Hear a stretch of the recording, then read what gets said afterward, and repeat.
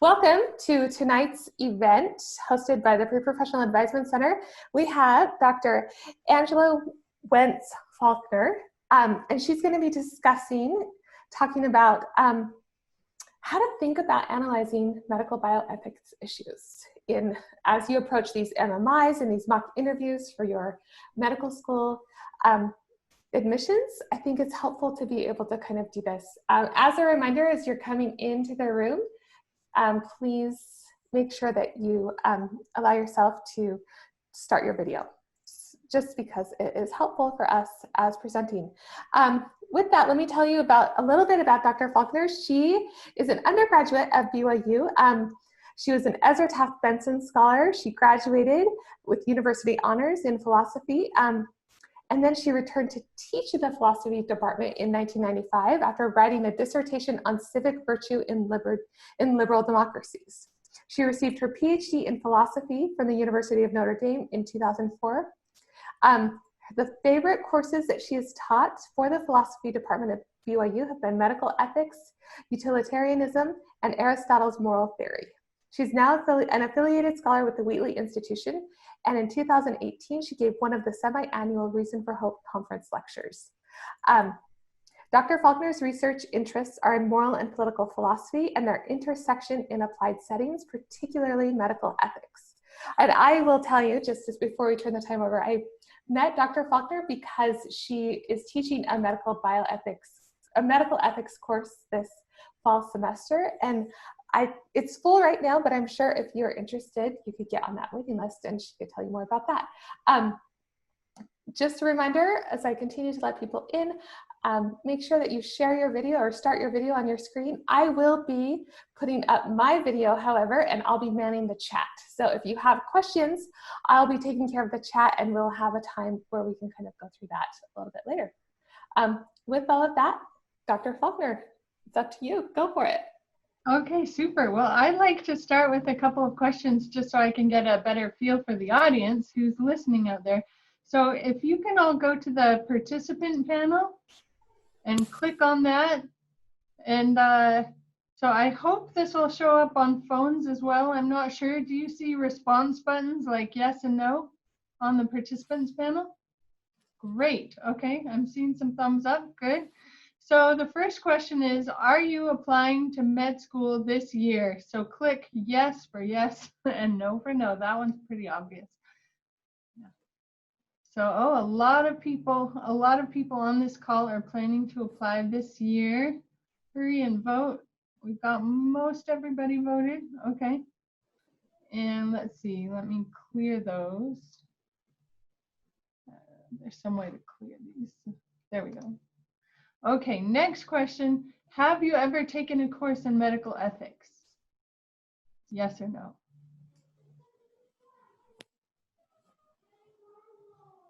Okay, great. People are voting. I sure appreciate that. I also appreciate all those of you who've put on your video, all those of you who've turned on your cameras. That really makes the energy better and makes giving a presentation much easier, and I'm hoping to hear from you. So thank you so much for participating in this way. Okay, so it looks like almost all of you are applying to med school this year, and almost none of you have ever taken a class in medical ethics. So I think that's not unusual at all. You'll see in the video I recommended in the chat, if you want to go to a similar presentation to this one, but at a different university, the people in bioethics at Columbia, I particularly respect, and they did a similar workshop to this one.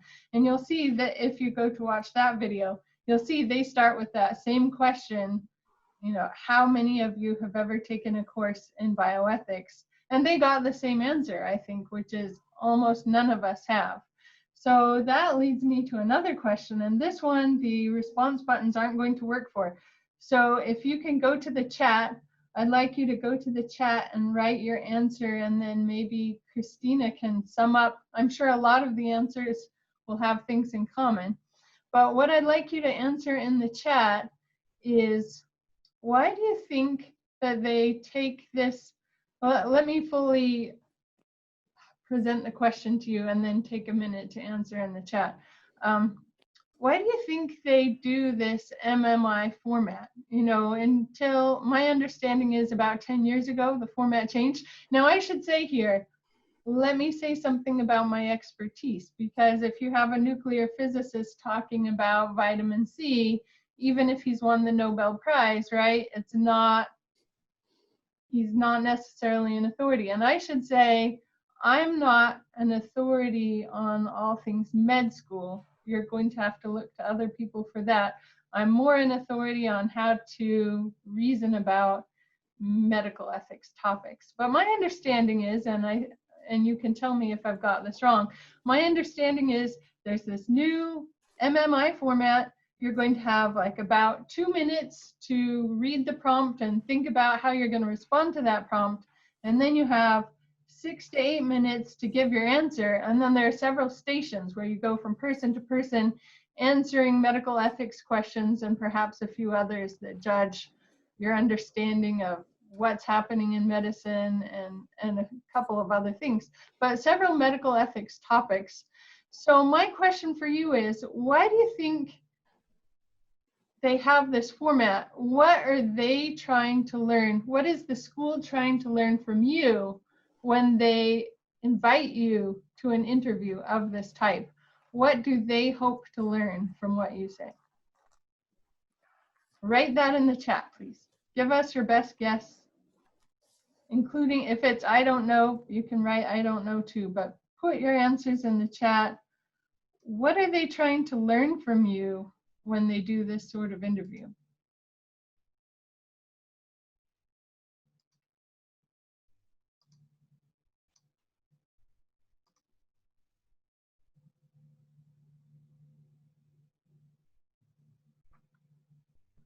Okay, I'm going to start responding to a few of these, but then Christina will have some leisure to kind of read through and bring up things that I don't mention. So let's look at some of the first answers here. Benjamin said, it gives schools a more nuanced view of candidates, including more info on personal skills and how they deal with difficult situations and ethics questions. Yeah, so there's two things he said there. First of all, I think if you're in an interview like that, they're going to get a feel for your personal skills, as Benjamin said. How articulate are you? How do you present yourself? Do you have the persona that could someday make a great physician? We all want someone we can talk to and someone who can communicate well. So yeah, there's the personal stuff. Also, if I skip down to Alexandria's answer, whether we're mature enough to handle complex situations. Yeah, I think another thing you could add is just, how do you do under pressure, under stress? For not all doctors, but many doctors face stressful situations. So how do you handle the stress? How do you deal with that? Let's see.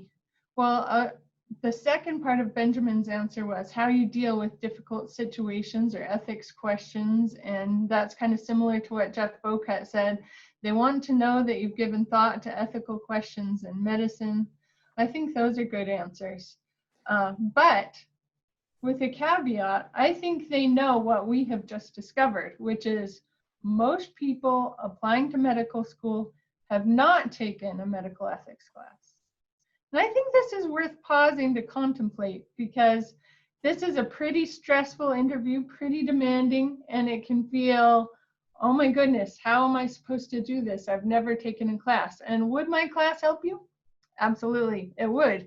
But I think you can do fine without having a class. They're not expecting you to have a class because the truth is most people haven't. So that, I think that right there is a very important thing to say. Let me pause at this point and say, so what if you're not in my class this fall? I'm teaching Introduction to Medical Ethics for the philosophy department. I know the biology department is also teaching a bioethics course that might be helpful. But these classes are limited in enrollment and they're both full. So, and you're probably trying to get in your last prerequisites for med school, so you might not have room in your schedule anyway. So what should you do if you can't take a medical ethics class that would be admittedly really helpful for applying for the MMI. I do have some suggestions. I think one idea, depending on your budget, this might be purchase, it might be rent, it might be checking out from the library, our library here at BYU, if you're physically in Provo this year. It has some excellent books, so I'd recommend medical ethics textbooks. So let me show you a couple of my favorite ones. I think someone emailed me this the other day and asked, and I said, oh, you should get the textbook, and I forgot to email her back and say which one. Okay, so this is backwards, so it's not showing up very well. But this is Bioethics by Vaughan. This is my favorite one. Okay, so if you're going to buy or rent one, if you have the budget for that, this is such a great book. And I'm super biased because I think medical ethics is the most interesting topic on earth. But this book is really just fun to read through. So I would also recommend any edition of this book. It's more expensive. Okay, let's see. If I hold it in front of myself, then you can see it. This is called Intervention and Reflections, Basic Issues in Bioethics. And the author is Ronald Munson. And this has gone through 10 editions. So there are a lot of earlier editions that you can buy for cheaper used, and it's an excellent book. One reason for preferring the Munson book is just if you're very kind of utility focused, just how do I study the fastest and the best? The Munson book has what are called decision scenarios at the back of the chapters, and they are very similar to the sample MMI questions I'm seeing out there on the internet, with the exception, there is an important exception, and we'll talk about this some more, but one feature the MMI questions seem to have in common is they're usually under, let's say, they lack important information that you need for answering the question. They're not fully fleshed out. And this is a good thing for you because it gives you scope for defending different answers depending how you describe the situation. So in the medical ethics textbook, often there are a lot more details. And so if you practice, you'd have to practice having some of those details left out and explaining to the interviewer, here are some things I'd like to know in answering this question. I think that phrase is a really important one. Here are some things I'd like to know. Now, my understanding is that the interviewers don't give feedback in these interviews. And so if you ask them a question, usually they won't answer. So when you say, here are some things I'd like to know, it's not that they're going to stop and say, okay, well, let me fill you in. That patient was 37 years old and she had this health history and blah, blah, blah. They're not going to give you that information. But what you're explaining is that in thinking about the scenario, you have recognized where the holes need to be filled in. So that's the difference between looking, say, on the internet where there's sample MMI questions. The problem with that, and maybe it isn't a problem, as I said, I'm not expert on the medical school part of this, but I noticed there's a lot of duplication on the web. I don't know, maybe Christina can tell us, is that because there really is only a very small sample set that everybody gets asked, or is it just because people are copying each other out there on the internet?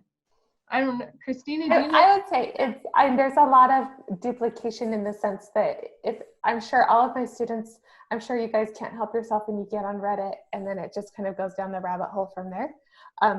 Every year, medical schools come up with different things. They have experts in bioethics on their faculty, and they write up their own.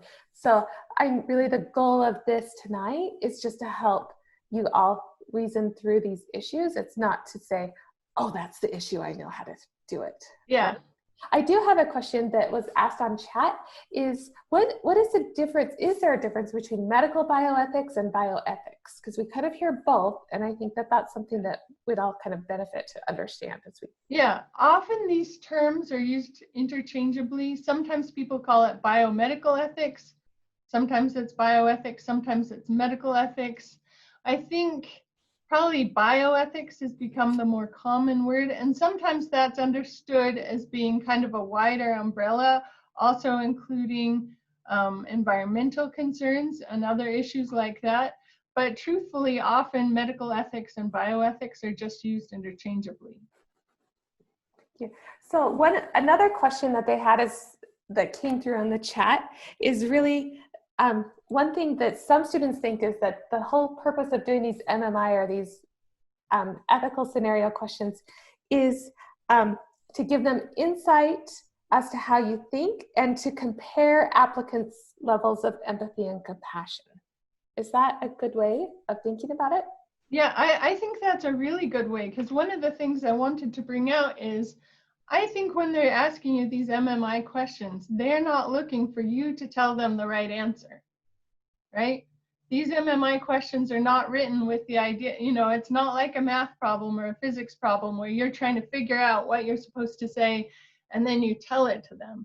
What they want is to see you think. And so part of that is showing what kind of common sense do you have, what philosophers would call practical wisdom. What kind of practical wisdom do you bring to these questions? But also, what sort of empathy? Again, are you the sort of person I want as my doctor? And so I think those are really good insights in the chat. Additionally, I'll make sure when I post this on the YouTube channel for you all that I'll have links to those books that Dr. Faulconer was showing us. So, but I guess like the real question that I think so many students have is how do you know, like, how do they start going through this? How do they even approach it? And I'm sure you're going to get there. I just think, I'm like, I don't know. I don't know how to answer that. That's why.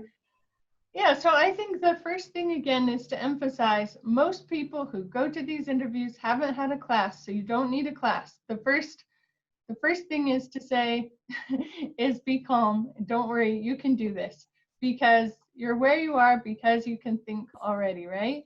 You just have to get to the point where you can show that, where you can show your reasoning and show your humanity as you answer these questions, you know?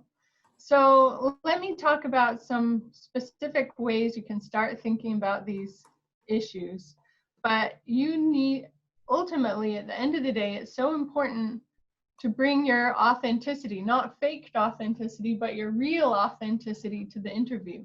You're not coming up with the answer they want to hear. You're just showing them, how do I think about these things? So the first thing I'd say is in medical ethics, we often talk about 4 principles. Now, there's some theory behind this, and we could talk about the critics and stuff, but it's really not, the criticisms of these approaches aren't really relevant to your interview. So I'm going to skip that and just focus on what is relevant. So what are often called the 4 principles in medical ethics are non-maleficence. Does anyone have a guess? What is non-maleficence? What does that mean? Are there any Disney movies that give you insight on that? Let's see. Do no harm is coming through on the chat. Yeah, do no harm, exactly. So, you know, the movie does it start with Sleeping Beauty, and there's the bad fairy in Sleeping Beauty, and her name is Maleficent, right? And so then recently we've had these redos of movies called Maleficent, and she's the really bad fairy or whatever. Well, non-maleficence is the idea that you're not going to do the bad things. You're not going to do harm. Do no harm. That's a great way to sum it up, going to the Hippocratic Oath. So one of the important things in medical ethics, one of the principles by which we're trying to evaluate things is, are we doing harm? Because that's what you want to avoid. Pretty obvious and straightforward. We don't want to do harm. The next one, also quite obvious, is beneficence. We want to do good, right? Now, there's another principle that's not part of the 4 principles that often is mentioned, and that is utility or utilitarianism. And that's the idea that we've got to balance non-maleficence and beneficence. How do we do the most good and the least harm? Sometimes doing good leads to harm. How can we get the balance right so that we get as much good and as little harm as possible? That's a key question in medical ethics. So the third principle, maybe I should share my screen here. The third principle, Let's see if this works.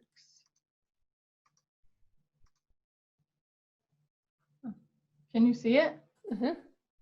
What's up? Okay. Okay. So the third principle is justice. Okay. And there are a lot of ways of thinking about this, and I want to come back to this later, because if I were writing MMI questions this year, I would want to ask questions about justice and the pandemic, because we're in a scarce resource situation.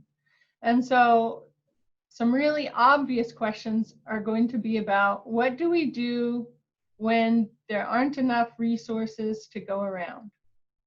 And the interesting thing is justice. The interesting thing about justice is we all kind of feel like we know what it is. You may never have heard the term non-maleficence before, but I bet you've heard about justice, right? So justice is this idea that everyone gets what's fair. But the question is, how is that determined? So there are a lot of ways of thinking about that.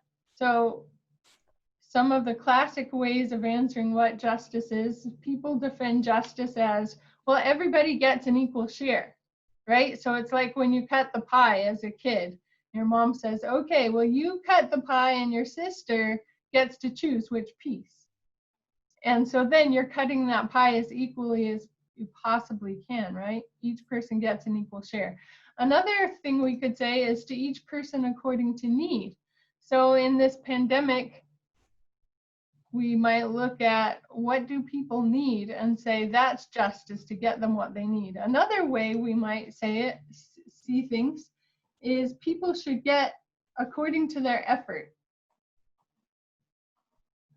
And kind of a variation on that is, instead of how hard you try, it should be what you actually contribute. So justice should be to each person according to the contribution they've made. And then another one is to each person according to their merit. Although I'd say this last one is a little discredited now for reasons. We should do a breakout room and talk about some possible questions and talk about why merit might be a little discredited. But anyway, to finish out the discussion of the four principles before we go to that, this is justice. And so justice, I'd say, is a lot less straightforward than non-maleficence and beneficence. Those are pretty clear, and the idea that you should balance them, that you want the most good and the least harm, that's pretty obvious. It's much harder in real life as you apply it to situations, but justice is tricky. The fourth one is autonomy. Okay, so autonomy comes from Greek roots, auto, which is to the self, and nomos, the law. So the idea is, let me stop sharing my screen so that everyone's not tempted to turn off their video. There we go. Yeah. So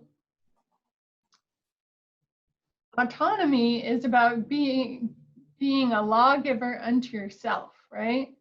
And this is extremely appealing. In fact, autonomy has become perhaps the leading principle in medical ethics. There's always a question about this four-principle approach. How do you weight the different principles? Which is more important? Justice, beneficence, non-maleficence, autonomy.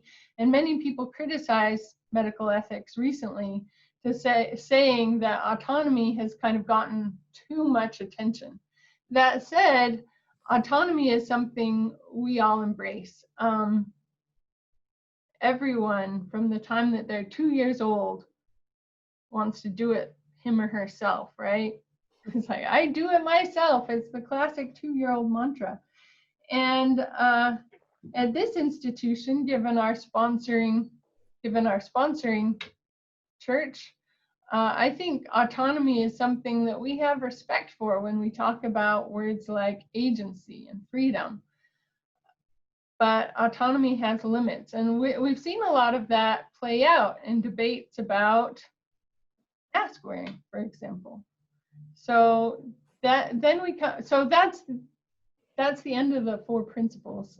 But another one that's good to talk about, not one of the principles, but another term that's good to talk about here is paternalism. So for a long time, paternalism was really widely accepted among doctors as the right thing to do. You're trying to increase beneficence. You're trying to shrink non-beneficence. It's all about what is the doctor going to do for the patient. So autonomy comes in as the principle that faces off against these physician-centered principles and says, wait, it's not just about what the physician thinks is best. What the patient thinks is best counts too. So if someone doesn't want to be on a mechanical ventilator at the end of life, we now think of that as a sort of physical assault. If you have all of your faculties, if you're competent, and you say you don't want to be on a ventilator, we now look at that as assault, whereas before it was just a case of beneficence versus non-maleficence, and the doctor was making the decision by himself. Now he's talking to stakeholders, for sure the patient, possibly also their family. Well, let me pause, and Christina, tell me what you're seeing in the chat. So I'm not seeing much right now, but I think where we're headed to next is just the whole idea of like, how do we take these 4 principles and answer a question? You know, so can I give you a sample MMI question, and could you walk us through like how you would do it? So, and while I'm pulling that up, I think I can have you stop share on your screen. Oh, I'm still sharing? Uh-huh. Rats. Okay. That's fine. That was an accident. Can you tell me where the stop share is? Let's see. It is like at the bottom when you go to share screen. If you click on that, it should have a stop share. Oh, there we go. It was Yay! Okay, I apologize for that. So we have a great question from Zach, who says, considering the principle of autonomy, how do you balance non-maleficence with patient autonomy? For example, if they refused care. What was that last part? If they refused care, how do you balance non-maleficence with patient autonomy? Yeah, so I think the best way to do this, let's do a breakout room real quick with a scenario of this type and hear what the students think, and then I will expand on that. Sound good? Okay, that sounds great. So everybody, that is your job, is to kind of I want you to practice this with the idea of how would I balance non-maleficence, that whole idea of like doing no harm, with patient autonomy of the person who refuses care. Okay, Christina, do you have a question of this type, or shall I make one up quickly? Can you make one up quickly? Let's see. Oh, let's see. Okay, so we're working on balancing non-maleficence with, refusing care. So say you're the physician, there's a 64-year-old woman, and let me give this a second of thought. No. Non-maleficence with patient autonomy. Okay, so a 64-year-old woman who has been doing cancer treatments for 2 years asks to stop chemotherapy. How do you respond?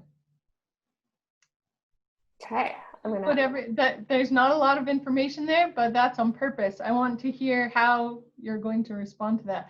So let's have everybody divide into groups. Okay. And then I want the spokesperson to be the person whose name is closest to the end of the alphabet. So example, if you're, are people already going? So sorry. I opened up the rooms. Instructions. Okay, all right. So everybody go to your breakout rooms, and then we'll give you probably 5 minutes, and then I'll bring you back in. If you can see how to join. I don't think I can write the instructions. I think you're going to have to do it because I don't have the breakout room. Because I'm the host and you're the co-host. So. Yeah, it looks like I don't have authority to do that. So can you just ask them to have the person whose name is closest to the end of the alphabet be the spokesperson, unless they really don't want to? Yeah, I will broadcast message to all. Yeah, thank you. But say that again. What's the rule? The person closest. Okay, The person in the group should be the spokesperson whose name is closest to the end of the alphabet, unless for some reason they don't want to, and then it should be the next person. Perfect. So hopefully you all heard that, but the person whose name is closest to the end of the alphabet will be the spokesperson as we bring you back into the rooms. So. And are you able to send that as a broadcast I message? did. Yep, I did a broadcast message to all, Great. which I'm hopeful worked. So let's see, Jefferson and, oh, your name's not up. Jefferson, do you have any questions? Do you see how to go to your room?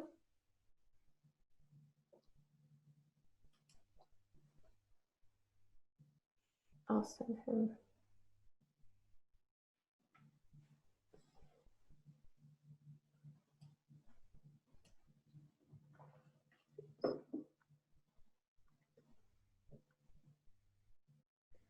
So how many breakout rooms are there? 8? So I'm going to pause our breakout rooms. So Dr. Faulconer, I'll turn the time back to you.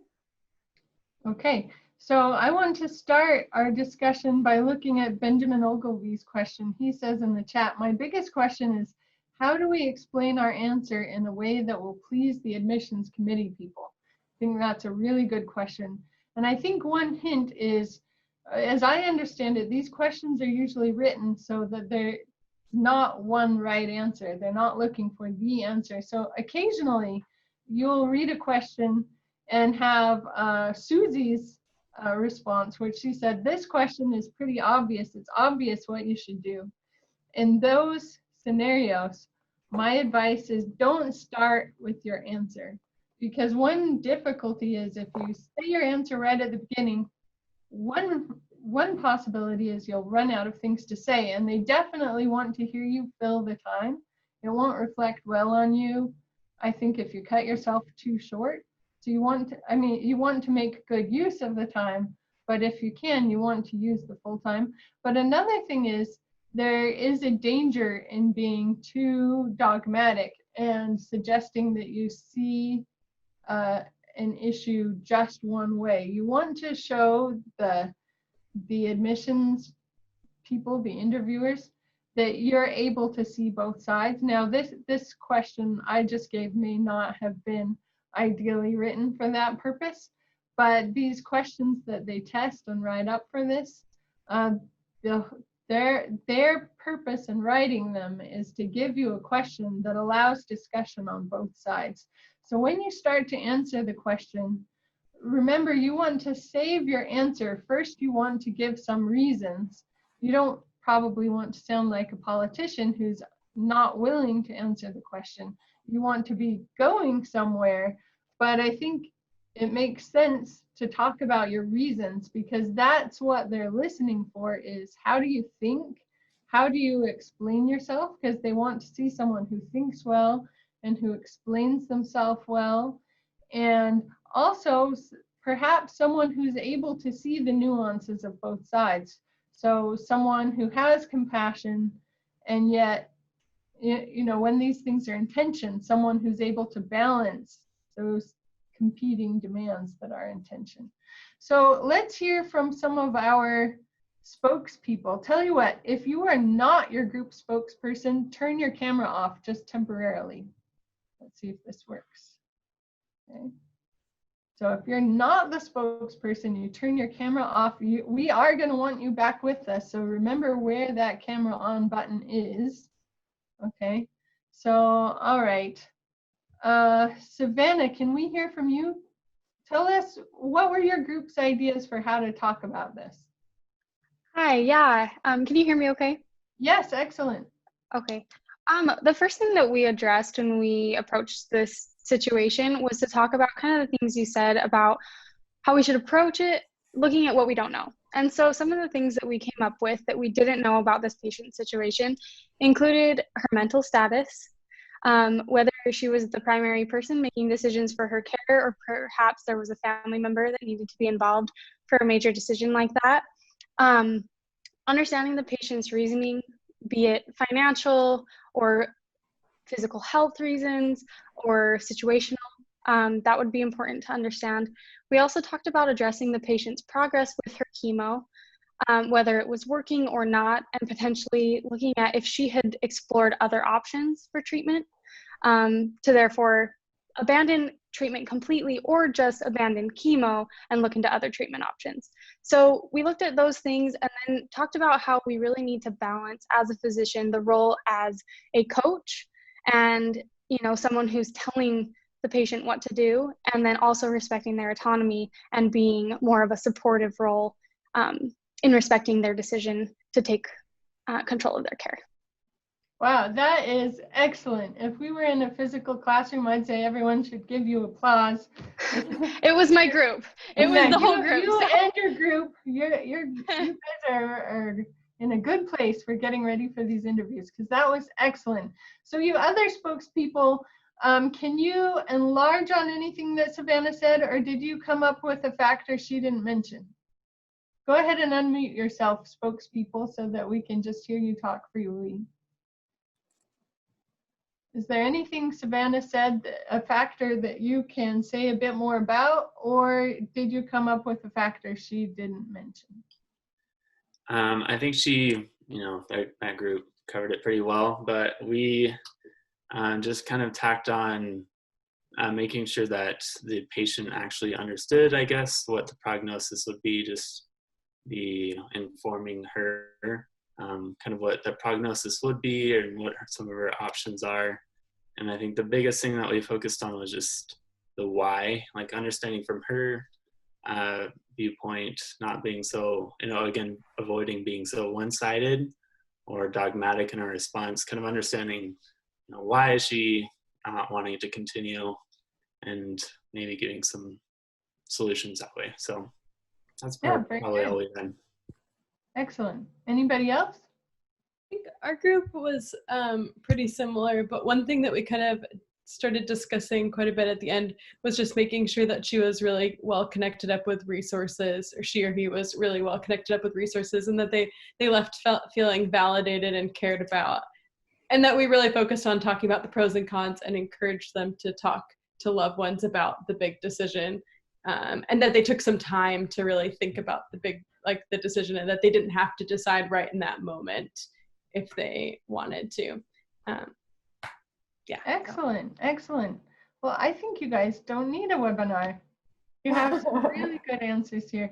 One thing Savannah mentioned quickly that I think is worth drawing attention to is one factor is we need to know the reasons behind the woman's decision. As I said, I was purposely giving you an under-described scenario, but that's always what you're going to get, as I understand it, for the MMI.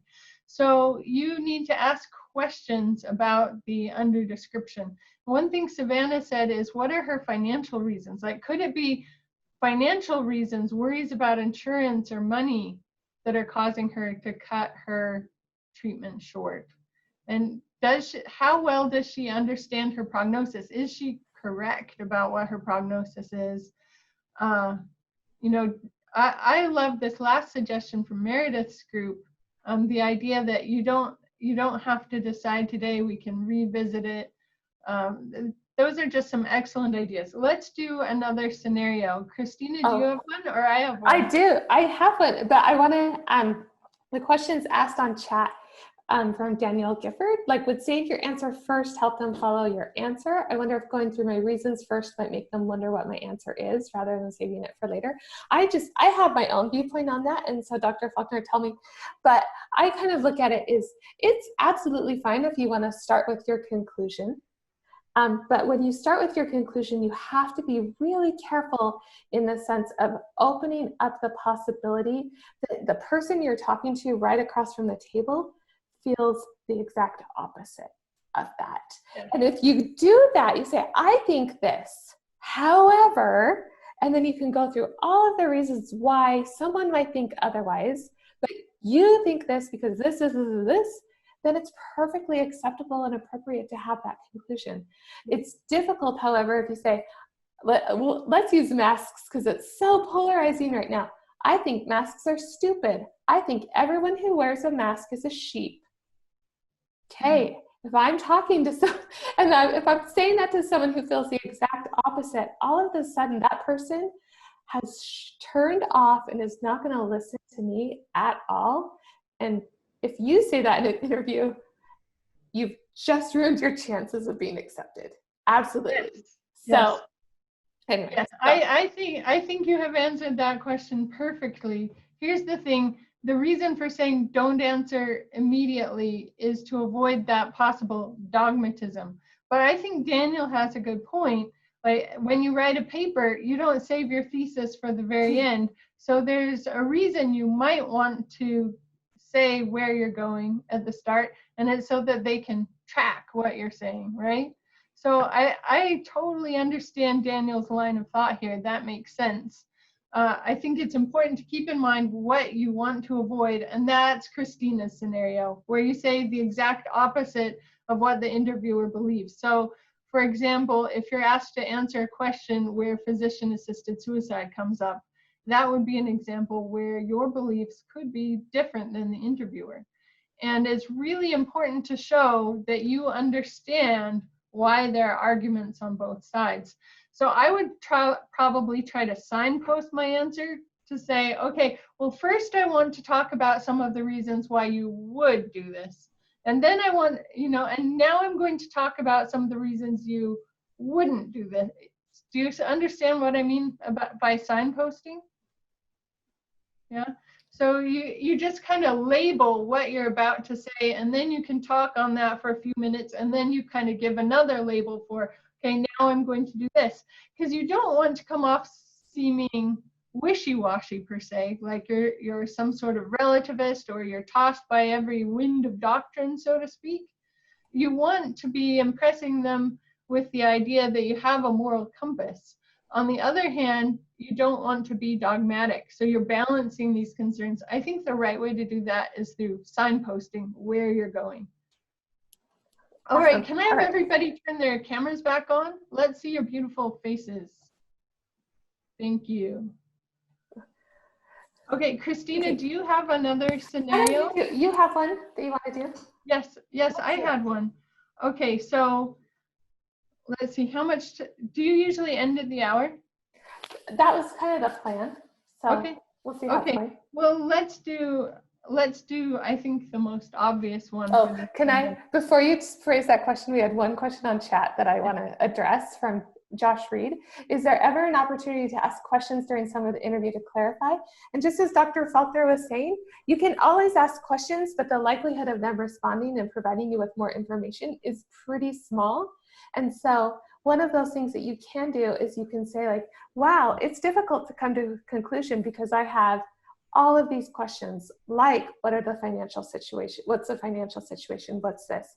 And you probably won't have an answer, but instead it shows your reasoning, your thinking process, and that you're thinking of the big picture instead of just the, should she get treatment or not? So anyway. Yeah, okay. Yeah, it's okay not to know things. It's okay to ask questions. In fact, what we're saying is telling what the questions you have about what you don't know, saying, because this situation is undescribed, that's a good thing to do. It's just that you have to ask those questions knowing that they probably aren't going to answer it. So you're just saying, here are the things I'd like to know, but you're not necessarily expecting an answer. Okay, so in our time that we have left, I think if I were writing a question, this is the one it would be. So I want you to go back into your breakout rooms to discuss it, and then we'll discuss it as a group. But here it is. So in a pandemic situation, our resources are limited. Should healthcare workers be prioritized? Okay, I'm gonna Purposely underdescribed. And this time we'll have people whose name is closest to M be our spokesperson. So Christina, can you send everyone to their breakout rooms? We'll have just a few minutes and then we'll come back together. Okay, so let me have those of you who are spokespeople keep your camera on. Everyone else, turn your camera off just briefly for us. And do we have a volunteer? Spokespeople? Guys, we can see your name. Hand and tell us that you'd like to talk. Okay, Catherine, let's hear from you. Yeah. Okay, so we kind of came to the conclusion that we'd probably frame it as, I would plan to prioritize healthcare workers because keeping a doctor or a nurse or whatever healthy or getting them recovered can benefit a lot of more people. And that way it's a little bit maximizing the benefit. But we'd also say we really recognize the harm that can come from stratifying people. And so one of our group members, I don't remember his name, mentioned the real need to triage as well, to say, you know, how sick are different people, and that's a big part of being a physician. Great, great. Let me ask another question to all of you spokespeople. What are things that you don't know? I said this is underdescribed. What are things that you'd say to the interviewer? Here are some things I'd like to know about this scenario. What don't you know yet in order to answer this question well? Well, What do we mean? Oh, sorry. What do we mean by prioritize? I mean, what exactly are they being prioritized for? Yeah, Benjamin, that's excellent. One thing, when people talk about priority, we need to talk about what is being prioritized, because there's a big difference between PPE, which comes before anybody gets sick, hopefully, and ventilators that come when you're really, really sick and you might not have any chance of returning to service as a doctor within months once you reach the ventilator stage. So this question of, is it PPE? Is it a ventilator? What about a vaccine? Again, this comes at a different stage than the others. Or perhaps not in this case. I mean, remdesivir helps some. We don't have any miracle drug. But assuming there were a treatment, you know, if we weren't talking about the current pandemic, there could be a drug and a shortage of the drug. Should physicians be prioritized for getting the drug? So when we talk about prioritizing, there are a lot of options. You might end up saying, yes, obviously healthcare workers should be prioritized for PPE. They should not be prioritized for ventilators, for example. That also can be argued. So that I would not offer that immediately as my dogmatic answer, because there's more to say on that. But yeah, what is priority? That's a great question. What are some other things that we need to know to answer this question well? We talked about like who else would be prioritized. And then one other thing that we talked about too is the potential for this to be abused if you prioritize physicians, and that was kind of like an outstanding question that we had, is like, how do you monitor that and make sure that people don't take advantage? Yeah, one of the big issues in talking about healthcare priority of whatever is being prioritized is who counts. So I said healthcare worker. You might also say frontline workers. So it could be just people who are patient facing. So people who could actually get germs. Depending on the scenario, it could be someone, you know, who's working in hospital logistics. They never see patients, but they are critical to making it happen. I think there's been talk of prioritizing the people who are actually in the factories manufacturing the vaccines. It's obvious why, right? It may not be obvious in cases like, well, the healthcare administrator.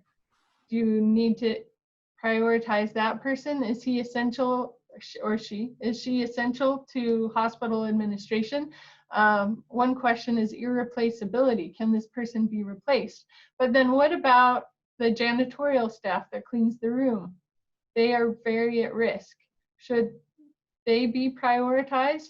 And this, of course, raises some other factors that you want to bring up, right? When you talk about should janitorial staff be prioritized, the question is, well, why would we consider prioritizing janitorial staff? We can't go back to the reason that Catherine said a minute ago. It's not because of the multiplier effect, where if we save a doctor who is going to be able to save 4 other patients, then we can kind of apply to the principle of utility and say, well, if we save the doctor, more lives will be saved overall. With the janitorial staff, you might say, well, that person isn't irreplaceable. Other people have those skills. So there's no multiplier effect. We could perhaps, if it's not the Black Plague, I don't think we're quite there yet, we could probably recruit other people to come be the janitorial staff. But are there any other reasons you might want to prioritize someone? There are.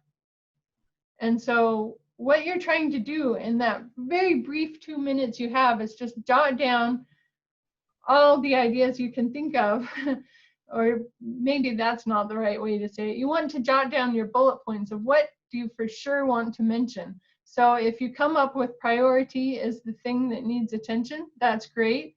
If you come up with the thing that's all about, well, who should be prioritized? Once we are prioritizing janitorial staff because of their contributions, because they were willing to take on this risk for the rest of us, then what about bus drivers and grocery store workers? Shouldn't they be prioritized? One thing I'd like to try to explain, or one thing I'd like to emphasize here is you could have a great answer that was about priority, and you could have a great answer that's about who should count as the healthcare worker, or as the frontline worker, we might say the key worker, and it might turn out those people aren't all in healthcare. Some of them might be grocery store workers or bus drivers. And so there are different ways that you can give a good answer, and you can try to talk about a couple of these, but you don't have too much time. So the main thing is, in your 2 minutes, jot down, what are some things you can talk about? And I think the best way to come up with that is to look at, how is this under-described, this question? What else do you need to know? So that's the end of my soapbox, because I know Christina has resources she wants to share. Thanks to all of you. You should put your cameras back on to listen to Christina. And thank you so much, spokespeople, for being willing to be on camera when the rest of us weren't, and to respond. I really appreciate everyone's participation, and chat also. Thank you. You guys, thank you all for coming tonight. I'll finish up with kind of making sure these questions on the chat are answered. Chandler Iyer asked the question, is it better to come to a firm conclusion? I talked about that in the chat as Dr. Faulconer and I were talking about it.